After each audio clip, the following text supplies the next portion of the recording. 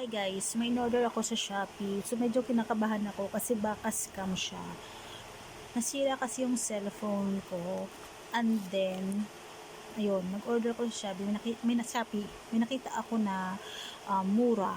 Pero as far as I can see, marami naman siyang consistent na positive na reviews. Almost 5 star siya. So guys, kinakabahan pa rin ako. Ito kasi siya guys, parang ang liit lang niya guys. Hindi ko alam, medyo mabigat naman siya. Pero guys, ito, binidyo ko para may ebidensya. Ito. So guys, samahan niyo akong buksan. Para walang daya. Ayan na, nakasil pa yan. Ito lang yun. So guys, in case na legit to na cellphone, i-recommend ko sa inyo sa comment section kung anong shop ito kung pinili.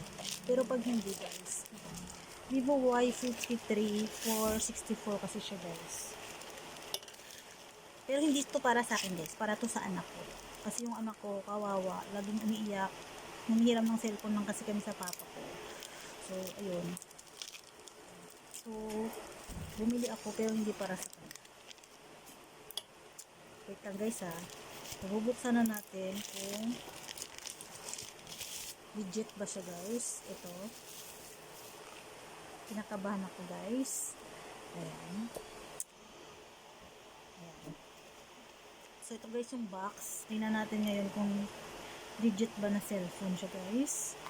So, ayan. Talagang meron tayong ebidensya. Kasi kung in case nga hindi, pwede ko siyang maibalik. Kasi dati nakabili na kami nito sa Shopee.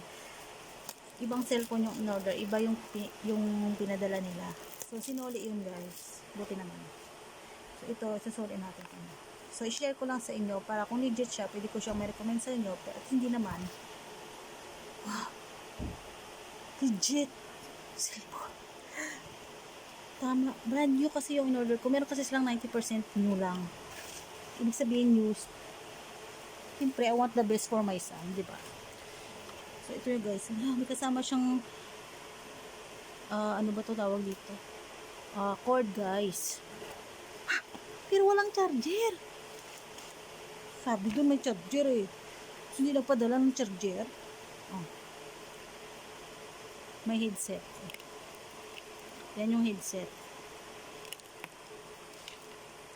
At may ganito. Pang-open ng SIM card. Ayan. Charger eh. May charger eh. Oh. Ah! Walang box. Cellphone naman siya. Ayan. Ito natin. Ah! Cellphone. Umopen. Ah! Pero bakit ganun? Yung in-order ko brand new. Walang charger, walang headset. May headset naman. May cord naman. Pero walang charger, walang box. Yung in-order ko brand new. Ba dapat naka-box? Naka-box naman. What I mean yung cellphone ba? Ayan na. Ayan. Guys, oh. Tingnan natin ha. Load pa. Sabi dito starting. Oh, wala pa siyang ano. Wala pa siyang screen guard. Ayan. Ayan siya guys.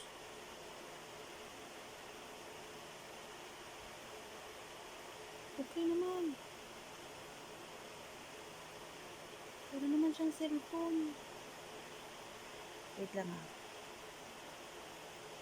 Full bat naman.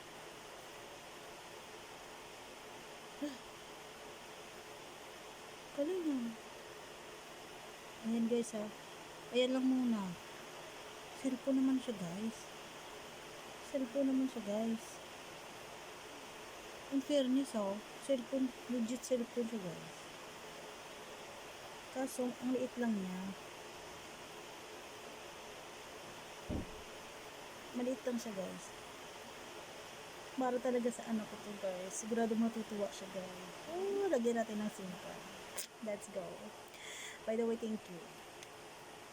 1-2 lang siya guys. 1 siya. That's all. Thank you.